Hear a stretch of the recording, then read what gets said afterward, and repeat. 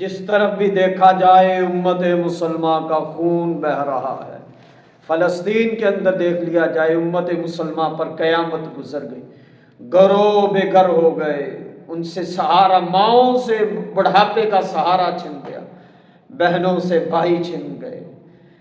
بے یار و مددگار ہو گئے۔ جس طرف بھی دیکھا جائے امت مسلمہ کا خون بہہ رہا ہے۔ کشمیر کے اندر دیکھ لیجئے، حلب کے اندر دیکھ لیجئے، برما کے اندر دیکھ لیجئے، امت مسلمہ کے بچیوں کے بچوں کے کباب بنا دیے گئے۔ علامہ اقبال رحمۃ اللہ علیہ امت مسلمہ کی اس ذبح حالی کو دیکھ کر، تباہی کو، خواری کو دیکھ کر رب تعالیٰ کی بارگاہ میں پچھلے پہر اٹھ کر اتنا روئے، رو کر کہا شب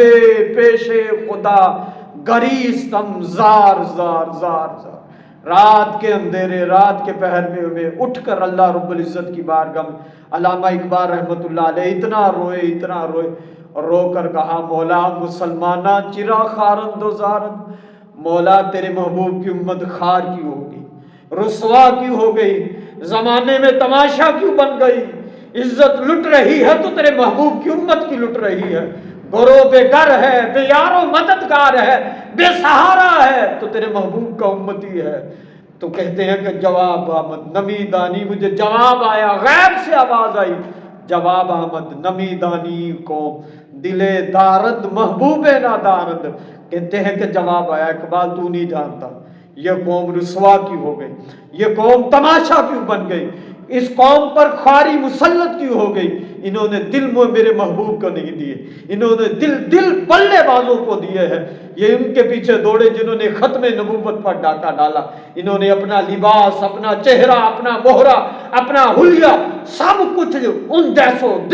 دین کے دشمنوں جیسا بنایا، مگر فقط صرف زبان سے لا الہ کہتے رہے، مگر دل کا تعلق میرے محبوب سے نہ جوڑا، اپنے آپ کو سنت سے نہ جوڑا، قرآن سے نہ جوڑا۔ انہوں نے سب کچھ یاد رکھا مگر خطون جنت کے لختے جگر کا نیزے پر چڑھ کر قرآن سنانا یاد نہیں رکھا۔ یہ چلے تو معاشرے کے پیچھے چلے، یہ چلے تو اوروں کے پیچھے چلے، ابو بکر صدیق کے پیچھے نہ چلے۔ انہوں نے ابو بکر صدیق کی قربانیوں کو یاد نہ رکھا، عثمان غنی کے حیا کو یاد نہ رکھا، فاروق کی عدالت کو یاد نہ رکھا، مولا علی کی شجاعت کو یاد نہ رکھا، بلال حبشی کی محبت کو یاد نہ رکھا، اس کی قربانیوں کا یاد نہ رکھا، قرآن کو سینے سے نہ لگایا۔ تو علامہ اقبال کہتے ہیں کہ اس امت کی خواری کا سبب، اس امت کی رسوائی کا سبب،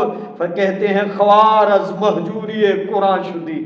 خواری کا، رسوائی کا سبب یہ ہے اس نے اپنے محبوب کے دامن کو چھوڑا، نبی کے طریقے کو چھوڑا، نبی کی سنت کو چھوڑا، جو رب تعالیٰ نے اپنے محبوب کو کتاب مبین دی تھی اس کتاب کو چھوڑا، نبی کی تعلیمات کو چھوڑا۔ خوار از مہجوری قرآن شدی، اس امت کی خواری کا سبب ہی یہ ہے کہ انہوں نے قرآن کو چھوڑا ہے۔ اور جہاں کہیں بھی بیٹھتے، پھر پتہ ہے یہ شکوے کس چیز کے کرتے، شکوے سمجھے گردش دوران شدی، بیٹھ کے کہتے نہیں یہ زمانے کی گردش ہے، یہ حالات کی گردش ہے، پیسے کی کمی کی وجہ سے، یہ ہمارے اوپر ذبح حالی، یہ تنگی، یہ رسوائی اسی وجہ سے ہے، ہمارے پاس ایجادات نہیں ہیں۔ تو کہتے ہیں نہیں، بات یہ نہیں ہے، سبب یہ نہیں ہے، خوار از مہجوری قرآن شدی، شکوہ سمجھے گردش دوران شدی۔ کہتے ہیں کہ ہم جو امیدیں اقوام عالم سے لگائے بیٹھے ہیں، اقوام متحدہ سے لگائے بیٹھے ہیں، دیکھ لیجیے اقوام عالم نے ہمارے ساتھ کیا کیا، اقوام متحدہ نے کیا کیا، امت مسلمہ کو کچل کر رکھ دیا، دیوار کے ساتھ لگا دیا۔ اور علامہ اقبال نے آج سے کئی سال پہلے کہا چو شبنم برزمی افتدائی، تم زمین پر شبنم کی مانند گرے پڑے ہوئے ہو، اقوام عالم سے اپنی امیدیں وابستہ نہ کرو، اقوام متحدہ سے نہ کرو، یورپ سے نہ کرو، مدینے والے سے کرو۔ چو شبنم برزمی افتدائی، در بغلداری کتاب زندائی، جو تمہیں زندگی مہیا کرنے والی کتاب تھی وہ تو نے بند کر کے الماری میں رکھ دی ہے۔